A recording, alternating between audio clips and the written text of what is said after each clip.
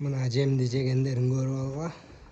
Өткөнкү видеодо кантип жасалганын көрсөттүм эле. Мына бүт бар эле, жанталашып жеп атат. Сасыгына карабай туруп эле. Аябагандай полезный. Бул байлоодо тургандыкы кичине башкачараак. Жеми кичине өзгөрүү. Анын да видеосу бар, толугу менен тартылган. Могу кичинекей торпоктордуку өткөндөгү мел баары кошулуп, витаминдин баары кошулуп жасалган. Мына карап алгыла, жеп аткан. Жанталашып эле, эчтеке калтырбай. Иштери да өтпөйт. Көргөндөй эле. Аппетиттери зверь. Оңолуп калды. Базардан келгенде аябай жүдөгөндөр болчу. Мына уже кичине өңүнө келип калышты. Мына боктору. Кенен чычат, иштери өтпөйт. Эми башында көндүрүп атканда бирин-экин торпоктуку өткөнүр, а так мындай масса өтпөйт. Нормальный бок ушундай болуш керек. Байлоодо тургандыкы деле.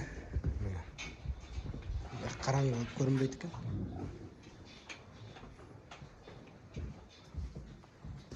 Жегендерин карап алгыла.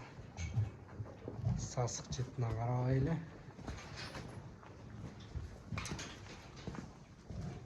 Мына эми ошол эле жем сүт ичкен музолорго. Сүт ичкен биякта 1-2 айлык болуп калды. Мына могу кичинекей музо. 1 жума 2 жумалык эле музо. Булар деген бир музо күнүнө 1 килограмм жеп атышат.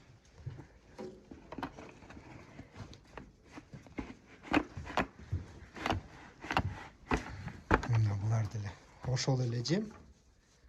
Жыты деле ошол. Мына жегенин карап алгыла. Просто менден үркүп атышат. Атак эчтекени карабай эле, мынтип эле жешет. Эртең мененкиге чейин бул жем калбай калат уже. Буякта 1,5 килограмм бар. Жалап салат эртең мененкиге чейин. Булар да еще сүт ичет. Сүт ичкен музолор. Уже булар таштап деле салса болот, сүт бербейин. Анткени жемди күркүрөтүп эле жешет, курсактары ток. Чөп жейт. Бул жем жеген немелер уже сүт деле бербей койсо болот. Мына могул деле бир жуманын ичинде уже бул деле жемге көнүп уже күркүрөтүп баштайт.